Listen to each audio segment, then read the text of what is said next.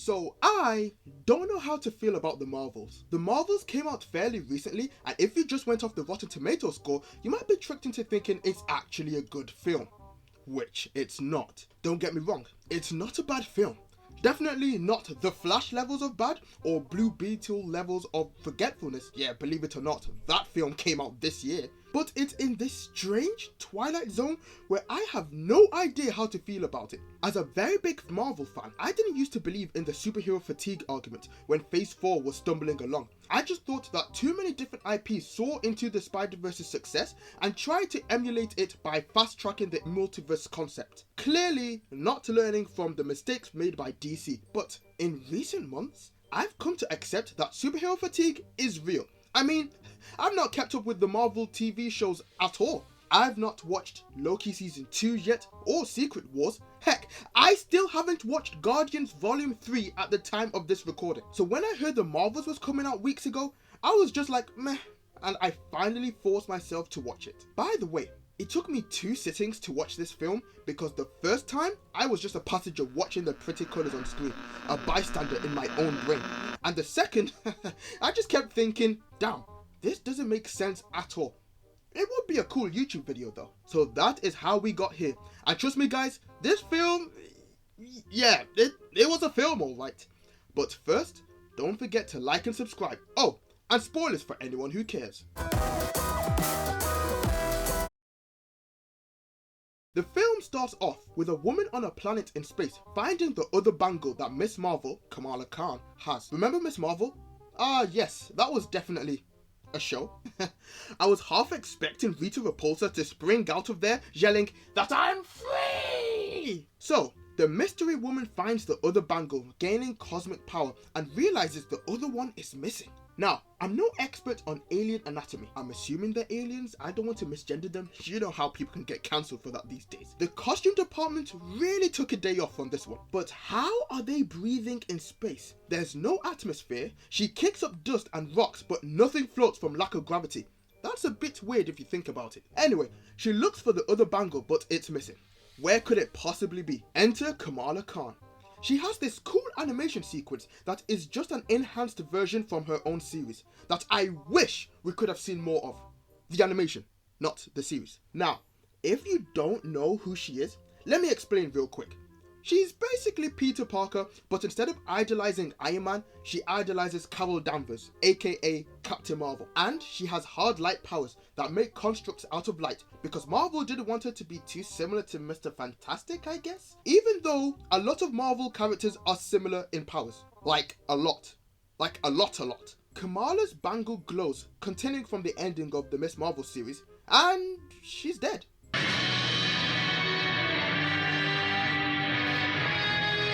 Okay, she's not actually dead, but we will find out what happened to her later.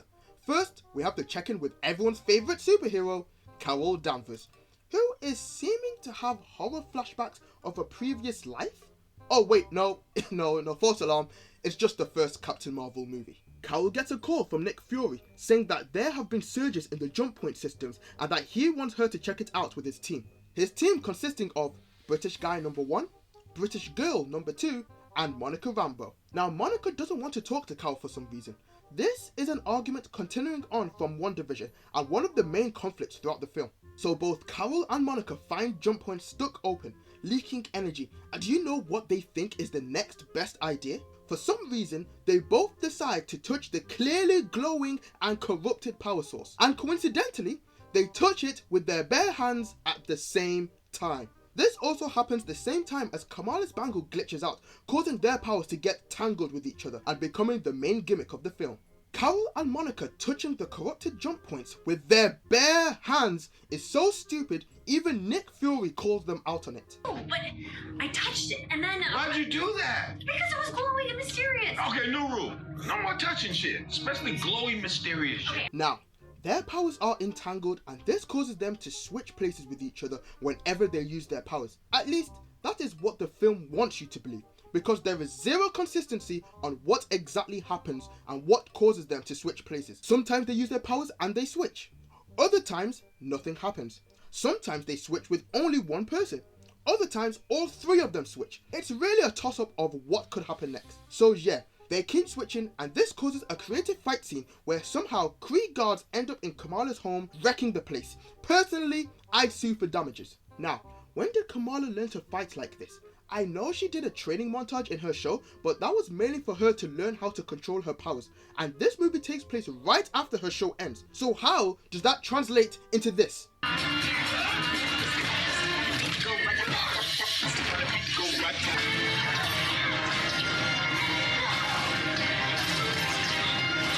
Now, who is this woman, and why does she have a Ronin staff? It turns out she is the big bad for this film, and she has a sinister plot that starts with the Skrulls defecting to the Kree Empire, or die. Meanwhile, Carol and Monica finally meet up with each other after so many years, and I'm starting to get the feeling that no one really likes Carol in this movie. I mean, I don't think anyone actually likes her. Monica doesn't seem to like her. Hi. Hi. Nick Fury doesn't seem to like her. Oh, it's cool. It's Carol. The main villain doesn't like her, and for good reason too. Before her.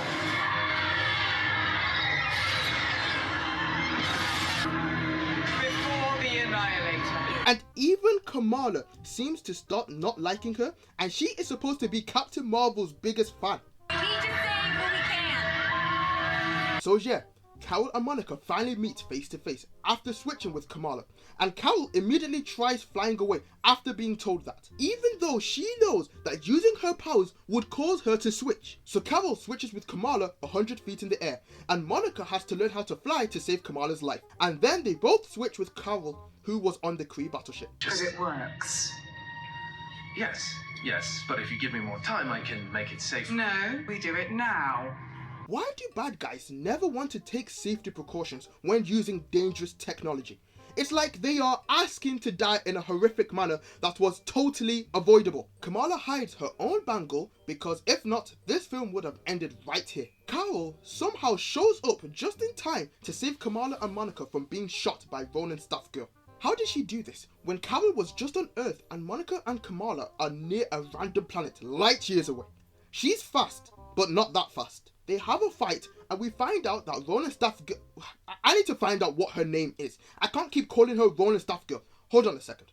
6.5 hours later. Darban. Her name is Darban. It took me ages to find out, but it's Darban. Not really a name that strikes fear in the watcher like Thanos or MODOK. MODOK striking fear. Damn, they kind of ruined him in the MCU. Anyway. They have a fight, and we find out that Darban's bangle can absorb Carol's energy and that their teamwork sucks. But this somehow scares Darban into fleeing her own ship. A really great, terrifying villain, guys. Well done. Good job. Darban's pissed off that the Skrulls are working with the Annihilator, aka Carol, so she uses her staff and bangle to open up a jump point in the sky. Carol, if you were fast enough to get from Earth to this planet in minutes, you should have been fast enough to stop her from doing that. Oh, I also love this moment. You need to evacuate the people now. We have nowhere to go. He basically breaks down and has to reboot to understand what Carol just said. You need to evacuate the people now. We have nowhere to go. Kamala wants to help, but Carol tells her to go to the ship, so Kamala tries to help anyway. Carol finds out that Kamala didn't listen to her, so she purposely uses her powers, causing them to switch, even though Kamala was helping Skrulls escape. This is super dark because those Skrulls definitely fell to their deaths once Kamala's hard light slide disappeared, and Carol knowingly caused this. We need to save what we can. I thought this would be the moment Kamala realizes that being a superhero isn't all fun and games, and that Carol is not an omnipotent person who can do no wrong. But nope, she goes right back to idolizing her 5 minutes later. We then find out that Darban was once a normal Kree habitant on Hala, but one day Carol showed up to destroy the evil intelligent computer that I'm guessing was in the first movie. I don't really remember. And this action caused Hala's ecosystem to just shit the bed. Its atmosphere toxic, water supply gone. The sun went out to buy milk, never came back. This is the reason why Darban calls Carol the Annihilator and hates her so much. I would too if someone came and ruined the planet which I am living on. That is why Darban needs the bangles to fix her planet, but using only one is dangerous, so they need to find the other. We then find out that the reason Monica isn't friendly with Carol anymore is because Carol promised to be right back in the Captain Marvel movie, but never came back. Kamala figures out that Darban is creating jump points throughout the system by using a bangle similar to her own, because hers allowed her to travel through time and space that one time. Go watch Miss Marvel, that seriously happened. We no longer need the Avengers to do that whole plot point in Endgame. Kamala could just do that easily. They used the Kree torture devices that Carol used earlier to find out where Darban is heading next and see Carol's last moments with Monica's mom. They realized that involuntary switching during battles is a problem, so they decided to have a montage, because if you want to be the master of something, a 30-second montage sequence will make you the best there ever was. Meanwhile, on the Saber ship run by Fury, they find a mysterious egg in the vents. You know, I find it funny that they have all this high-tech equipment but still use separation poles. We return to Carol and the gang, who have landed on a planet where Carol is the princess and every scene is a musical. All my worst nightmares rolled into one. To announce to this lovely room full 2 new faces. One could be more cheerful. Man, no one in this movie likes Carol. It turns out they need to warn the prince, who Carol is married to on a legal issue, whatever that means, that Darban is coming and that they need to get them battle ready. One positive I will say is that I actually like the costumes they get. Meanwhile, Fury finds out that there are multiple brain egg things throughout the Saber ship. Darban finally shows up to steal the musical planet's water, and a fight breaks out, and Monica probably has the coolest powers out of the three with how unique they are. Kamala uses her powers, causing herself to switch with Carol and end up facing Darban. Where did you get that? Hey, Grandma! She sent it to me in the mail. Kamala, why would you go and say that to the bad guy? I love how Carol sees her powers being sapped away by grabbing the bangle, and instead of just letting go or pulling away, she just looks at Darban like, I can't believe you are doing this to me. Just let go, just let go, just let go, just let go, just let go, just let go. After absorbing Carol's energy, Darban opens up a jump point to steal water for Hala. Hey, is it a bad time for me to point out that I am 1 hour into this film and I am still yet to laugh at a joke? And I mean to laugh at a joke unironically. Carol and the gang are forced to flee because Kamala forces them to use a jump point, leaving the musical people defenseless. Carol tells them the reason why she is called the Annihilator and that Kamala shouldn't try to be like her. And Monica figures out that that's probably the reason why Carol never came back. They talk it out and Carol figures out where Darban is going next. Meanwhile, all hell is breaking loose in Saber, and everyone, including Kamala's family, needs to evacuate. Oh yeah, they are also here for some reason, I don't know why. But the escape pods aren't enough. Turns out, the brain egg thing are actually Goose's kids, and their way out of the situation, since Goose's species can ingest a lot of things. And we all know that people are things. You will be fine.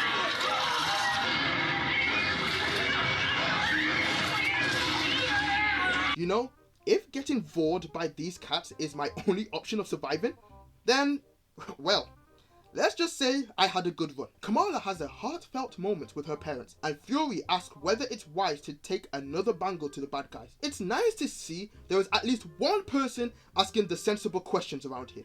They gather all the remaining alien cats into the final escape pod and are jettisoned to Earth.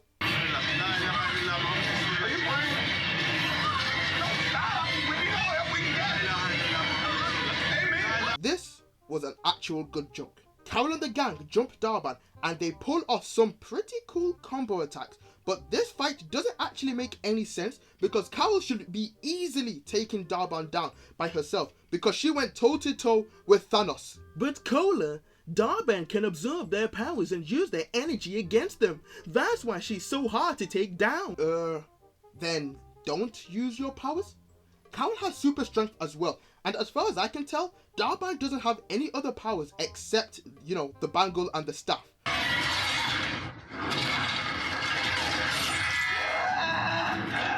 So, they get Darban down and she complains that Carol ruined everything, which is true.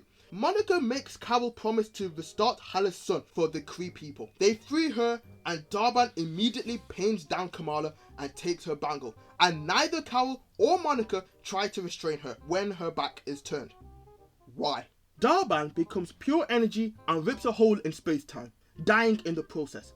I guess that fixes that. But this is exactly what I was talking about before, about bad guys never wanting to take safety precautions when using dangerous tech. But now we have a hole in the multiverse, and you have to close that down because they realized that Disney and the MCU ticket sales can't survive another movie flopping critically because of the concept of multiverse. Wait, how come Kamala can still use her powers without the bangle? Is there something I'm missing here? Monica sacrifices herself by closing the space-time jump hole by closing it from the other side. Damn! Was this actually a horror film? Only a black woman got screwed over here. Wait, make that 2 with the Darban electroing herself. So then Carol goes to Hala and restart their son. Why did you keep your promise with someone who literally betrayed you? But I guess she's a superhero and she has to do the right thing anyway, so you know, I'll give her a pass there. The film then kinda ends with the Khans moving into Monica's old childhood home, since their house kinda got messed up, and we get an end credit scene that shows Monica is still alive and sees an alternate version of her mom and Beast from X-Men. All in all, it was an okay film. Definitely not a return to form for quality, but at this rate, anything is better than She-Hulk, and that is a positive in my book. The characters felt, they felt kind of bland when interacting with each other, and they didn't really give Nick Fury a lot to do in this film. A lot of this film relied on coincidences, and the humor didn't really land for me, and sometimes it felt a bit forced. I see they are trying to turn Kamala into the new female Peter Parker, even to the point that in the end credits, she is trying to recruit Kate Bishop for her new Avengers initiative, even though I'm pretty sure in the comics that was Spider-Man's job. But anyway, thank you guys for watching the video. Tell me what you guys thought about this film in the comments down below. Did you even watch this film, or is superhero fatigue a real thing? I'll see you next time, hopefully before the end of the year, with a special video. But for now, thanks for watching, and Cola out.